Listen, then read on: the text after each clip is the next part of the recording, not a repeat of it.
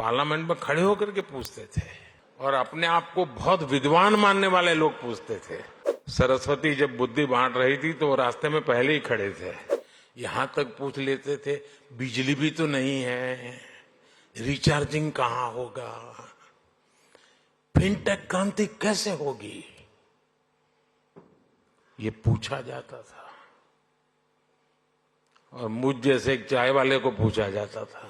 आपको याद होगा कुछ लोग पहले पूछते थे, पार्लियामेंट में खड़े होकर के पूछते थे और अपने आप को बहुत विद्वान मानने वाले लोग पूछते थे।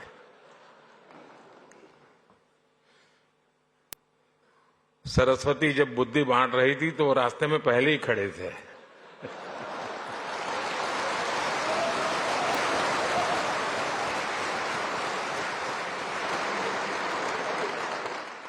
और क्या कहते थे? वो पूछते थे कि भारत में बैंक की इतनी ब्रांचेज नहीं है, गांव-गांव बैंक अवेलेबल नहीं है, इंटरनेट नहीं है। यहां तक पूछ लेते थे बिजली भी तो नहीं है, रिचार्जिंग कहां होगा, फिनटेक क्रांति कैसे होगी, ये पूछा जाता था। और मुझ जैसे एक चाय वाले को पूछा जाता था।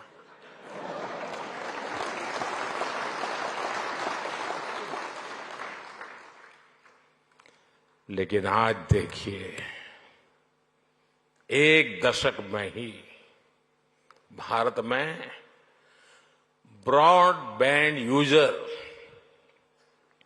60 मिलियन यानी 6 करोड़ से बढ़कर 940 मिलियन यानी करीब 94 करोड़ हो गए।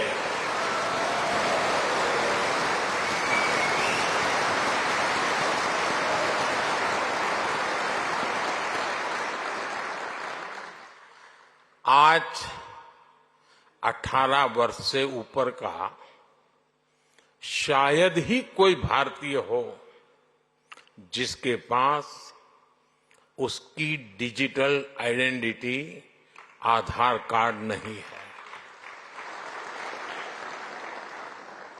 आज 530 मिलियन यानी 53 करोड़ से अधिक लोगों के पास जनधन बैंक खाते हो गए हैं।